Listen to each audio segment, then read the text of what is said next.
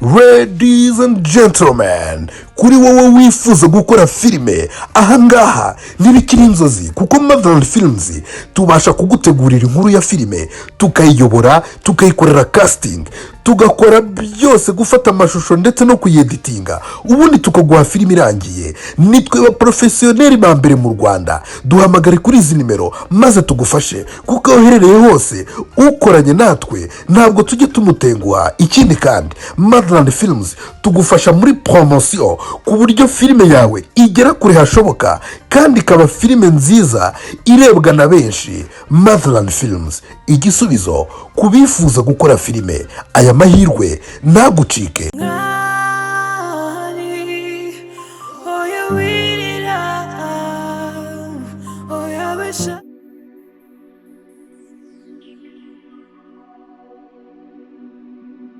Mada, bite kuri hano se bite ushaka iki? Kana muyobozi rero, impamvu ndi hano hari umugabo wanjye ufungiye hano nahinje kureba. Wowe se ushaka uwo muntu, wowe witwa nde? Ye nitwa s10. Wowe ushaka se witwa nde? Yitwa Gakire. Gakire? Niba munyibuka neza niwe wamufunze, niwe rero ubundi mwaje kumufata amutwara. Ndashaka kugira ngo byibuze amenye nuko ameze, ndashaka kugira ngo byibuze muhe n'ibyo kurya, muzanire imyenda, muzanire udukamambiri, ishuka n'agafunguriro.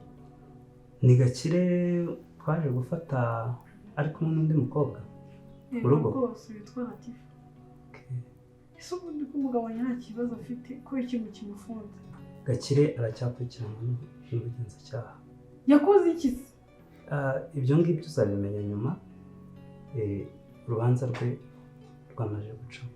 Mwadufashije se byibuze nkanamubona, nkanamuvugisha, byibuze nkanamumenyesha n'uko iwe hameze, tukanaganira. Mada, ntabwo bishoboka. Nimba hari ibyo wazanye ugiye kumugemurira, bishyira hariya tugusabwe, ubundi uco utahe. Mumbabarire murebe. Ntabwo bishoboka. Bwana muyobozi ndatwite. Ntabwo bishoboka. Kubikubwiye. Nukuri ndakwinginze, mu rugo dufite ibibazo. Nukuri byibuze amenye n'ukuntu tumeze, byibuze ananamenye ngo nawe yasize mu rugo. Please nkeneye kumubona ndatwite, ndabingize mumbabarire. Ako se Mada, ubundi urumva ufite amatwi cyangwa ntabwo utekereza? Ngiye nakubwiriye, ntabwo nakubwiye ngo shyira hari ibintu wazanye tubisake, hanyuma wowe ubundi uhaguruka ugende. Akabaye narakubereye urugero rwiza nk'umuntu wanakurutaga, nkajya nanakugira inama. Nubwo nawe waje ari uko utari ukunze Maka, ariko ndabizi ko ari urimo byibuze kurwanya urukundo rwawe na Hirwa. Ntabwo nkujudginga umunari. Buri bintu byose byabaye cyangwa birimo kuba, ariko ndagira ngo umbabarire kandi wumve n'umutima wawe kumva wotseho. Kayiri, nk'uko wabyivugiye, urabizi gahunda yanzanye muri uru rugo. Ariko Kayiri, kano kanya nsigaye nkunda Maka ku buryo ntazi nanjye ubwanjye uburyo nabisobanuramo, ku buryo nta nubwo ntekereza ko nigeze nkunda Hirwa. Maka yarampinduye. Kayiri, nsigaye nkunda Maka ku buryo nanjye ubwanjye bibaye ngombwa ko nanga ubuzima bwanjye, ku bwa Maka nabutanga. Nabivuga gutyo. Kayiri, ntako nakoze ngo musubiranye na Maka. Ku byabaye hagati yanjye na Hirwa kugira ngo ntandukane nawe, nabigizemo uruhare pe. Ntabwo nakabaye narakubeshye. Gusa hari igihe utekereza ko wenda ibintu uri bukore biri buze kubangamira umuvandimwe wawe cyangwa bikabangamira inshuti yawe, bikaba ngombwa ko ubeshya. Ntabwo nigeze ngiye nkubeshya ngambiriye ko uzakunda Hirwa ugasanga ngiye nkundana na Hirwa. Nari nzi ko ari ahantu tugiye kuba turi akanya gato, twamara kubona ubushobozi natwe nkazagusobanurira uburyo kesi imeze, kuko ntabwo niyumvishaga ko ushaka gukunda Hirwa. rero ntako ntagize maze kumenya ko wakundanaga na Maka ngo mbasubiranye. Rero Maka nanjye nisanze mukunda. Ntabwo nigeze ngambirira gukunda Maka. Rero Kayiri, niba Maka akunda njyewe nanjye ubu nkaba mukunda, watubabariye. Niba kuko wiyumva nk'umuvandimwe wanjye ukabuha ubucuti bwacu agaciro, kubizi ko ibibazo byose byabaye muri iyi nzu ari we wabitangije, basi wamfasha ukabishyira ku iherezo. Ntabwo wajya kunyizera. Tuve muri ubu buzima dusubire ukuntu twari tumeze imbere. Ntabwo wanyizeraga. Ese hari ikintu cyabaga gikomeye hagati yanjye nawe tutabashaga gukemura twashyize hamwe? Trust me yuko Maka namuritse pe. Hajemo guhangana no kwikunda cyane. Si ibintu nakabaye narashyize imbere. Ntabwo nize nkubira umuvandimwe mwiza pe. Nakabaye aka kanya ndi umuntu kurwanira ishyaka, ahubwo nanagushyigikiye. Ntabwo nakabaye urukundo rwanjye rwo nashyize imbere kuyuhirwa nari mbonye ako kanya. Oya mwana kandi sibyo. Nabizi ko ngukunda cyane kandi ndabishoboye ko byose nakoze. Sibyo. Kayiri ngo bari bushyirirezo kuri iyi ntambara pe. Trust me. Beka ndagushyigikiye nuko bwanyu nzataha. Urabizi ko ikintu cyose uzakenera ndahari. Sibyo. Umve ko ufite umuvandimwe ugukunda. Dudu. Impamvu naguhamagaye aha ngaha ngo uze tuvugane.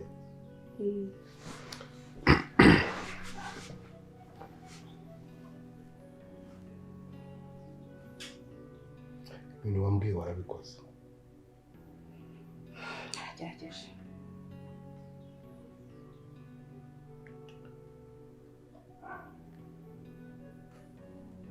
Amakuru bayampaye. Latifa ko karafunze. Ariko mama we baramubuze. Ariko se Dominique uzi ko ari mapanda. Ibyo ndabyumva. Byibura se nyuma y'uko Latifa wamufunze waba warigeze uvugana na Dominique? Oya, ntabwo ndavugana nawe. Ariko nese n'ubu nturanyizera? Rwose ndi kukwizera cyane. Ahubwo hari icyo nagira ngo umfashe. Ndagira ngo uhamagare Dominique. Kubera ko Dominique ntabwo azi yuko ibi byose wabikoze. Ngira ngo nawe ntabwo wakora ikosa ryo kubimubwira. Ndagira ngo umuhamagare rero tumenye ahantu ari. Ariko birasa gusaba akantu. Nta kibazo. Ko nihannye nkaba naraciye bugufi, mvuze ko Latifa nubwo afunzwe yagendeye mu Kigali cya nyina. Buriya hari ibyo rega buriya nubwo naje kwihanaho, hari ibyo twavuganye na Latifa mbona ko yahindutse. Ariko se ibintu uri kumbwira nawe umwari yabimbwiye. Genda gukoresha ukuri. Mu by'ukuri njyewe umutima wanjye uramenetse. Umunani Latifa ubwo mperuka kuvugana nawe yaranyicaje arambwira nubwo namweretse ko musuzuguye, hamwereka ko ntamwumvise, ariko naratashye. Urebye niwe wampaye motivation yo kuza kureba. Yarambwiye ati kuri amwavoka mwiza ko iki, arambwira burya ngo ugire ryahano inyoni n'umwana kuri njye. Yewe yanakoze amakosa ngira ngo urabizi. No mu bimenyetso mfite nawe urabizi ko arimo. Birasa. Yego umuntu wese abahanirwa icyaha cye. Erega nanjye uri kukubwira gutya. Imbabazi ni izawe. Ariko ubutabera nabwo bugomba gukora ibyaha. Niba ubaye ufite ibimenyetso ariko ariko kabyara we cinkoni zambara tifa mushakire umwavoka mwiza cyangwa niba nkibashije kuba wambabarira cyane ko ibyanjye nawe twe tubiziranyeho ari wowe nakoshereje nkaza nkakusaba imbabazi ubitekerezeho uriya mwana w'umukobwa njye ndabizi amakuru yose nacyagiye domi nayisarishaga Dodo karari Dodo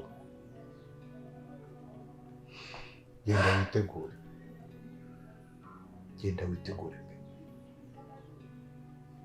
ute niba uziburanira niba uzashaka abavoka barenze umwe kubera ko amakuru yose Latifa ari kuyavuga uko ari kuva hasi kugera hejuru.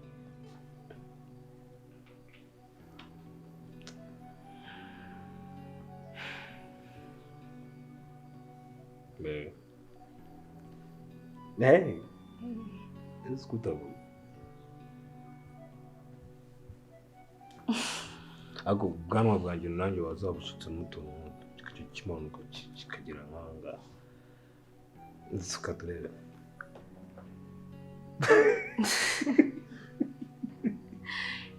nk'iyo uzanye ibitekerezo nk'ibyo ngibyo cyangwa iyo ugize ibitekerezo nk'ibyo uba uva kuri dogita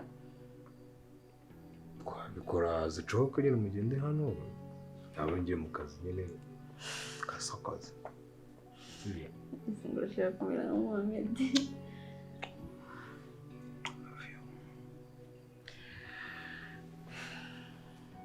nahise ubu ngubwo urabyumva ute nimubwira ko mbwira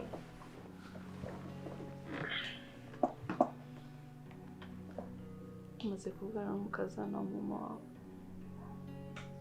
Kayiri ntabwo ari umukazana we nongera kuvuga nzajya it's okay it's okay baby it's okay ntabwo nabikora umukazana wa mama wanjye ni wawe sibyo bivuga okay umaze kuvugana na Kayiri amaze kunsaba imbabazi kuki avuga ngo iki suka twaganiriye nyine nk'abakobwa especially noneho twahoze tuziranye cyane cyane ko rega buriya sinzi impamvu nyine dora twisanga muri situation nk'izi ngiye na Kayiri ariko before urabizi ko nabikubwiye ko twigeze gupfa hirwa and then wowe so yambwiye ko atagukunda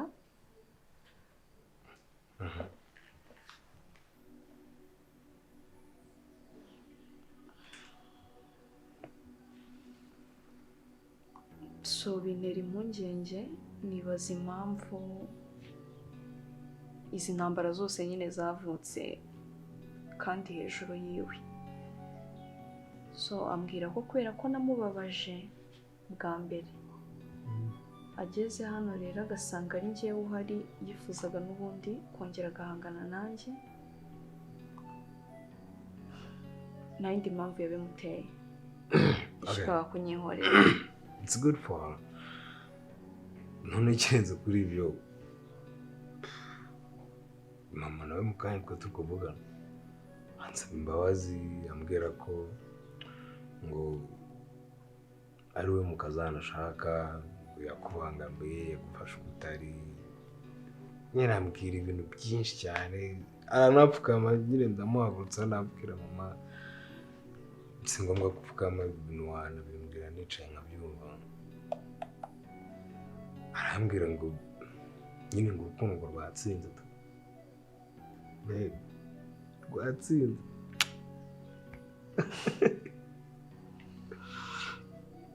so rero tugomba kwibonera nta stress ibintu bikajya ku murongo Maka ibyo bintu ko numva birimo ikibazo. Wow.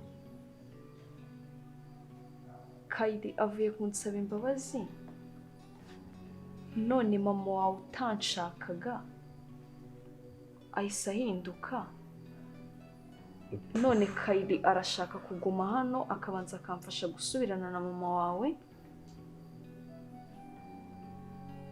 Kuguma hano? none mama wawe nawe amaze kugusa. Maka ko ibyo bintu birimo ikibazo. Oya baby, it's okay. It's okay, yanyumvishije ko rwose ibintu byose yakoze ari amakosa, kaho nyine kuntu yabonaga narakaye n'ikimubwira nabi nyine atabyifuzaga. Njye mbona nta kibazo kirimo, ahubwo ikintu uvuze wait gato ngo ngashaka ko Kayiri ngaguma hano ngo iminsi mike ngakagera gute. Yansabye ko njyewe aba ari hano igihe gitoya akamfasha kongera kumvisha mama wawe ko nta kibazo ibyanjye nawe, we n'ubundi atakigukunda.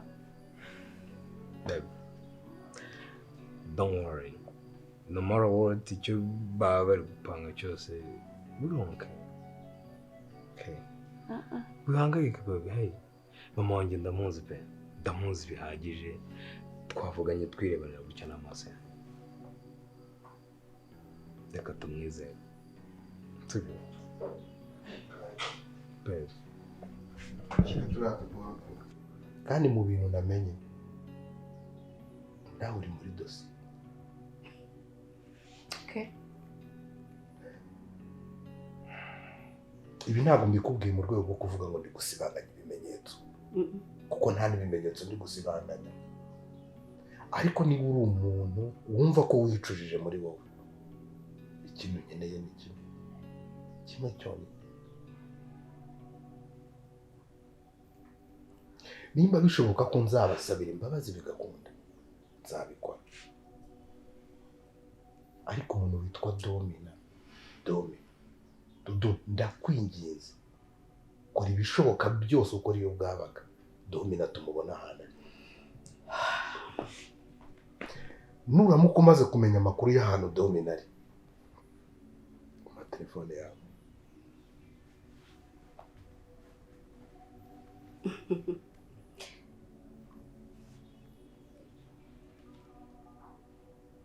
Hari ibyo ushaka kunyereza muri telefone se? Hari nimero nagira ngo nguhe. Wayimbwira yandika.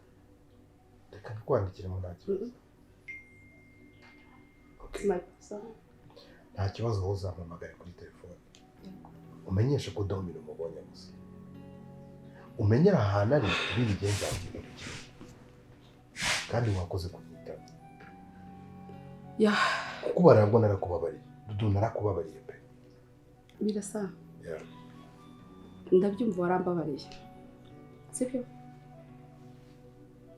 Akurimi ntacyo rupfana n'umuntu. Nkeneye igihamya ko wambabariye. Njye ntabwo nkeneye gufungwa. Ikindi cya kabiri ntabwo bazagufunga. Nuretse gato. Njye naje hano nizanye. Uribuka neza ko ari njye kwihamagariye. Naratsinzwe. Ni nayo mpamvu nkubwiye ibya Latifa. Ntabwo nari nzi kubizi. Sibyo?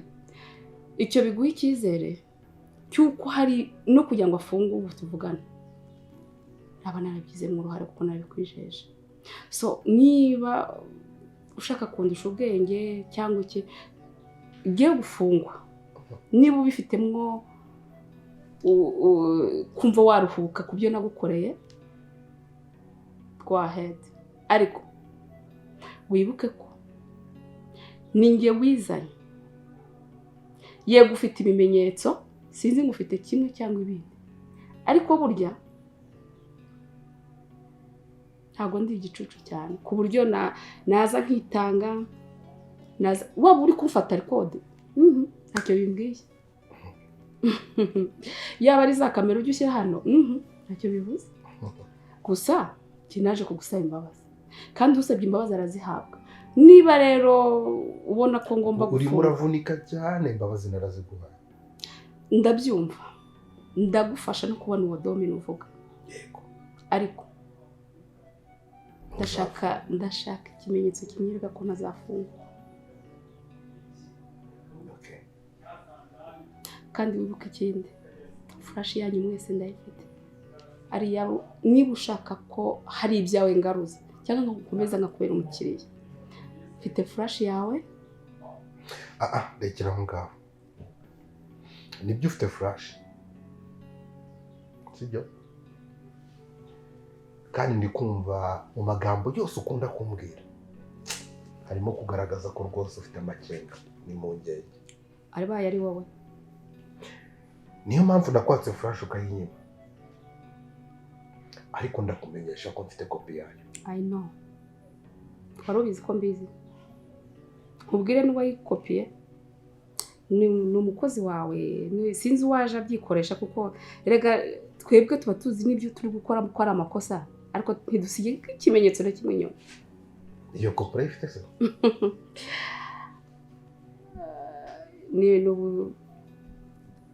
Ni akazi kanjye. Okay. Gahaguruka bigende. Oya wirira, oya beshavura, Imana irakoze, wanyuze mu buzima bubabaje, Imana irakoze, Imana irakoze, byose uri kumyuramo, byose bizarangira, natitadire herezo.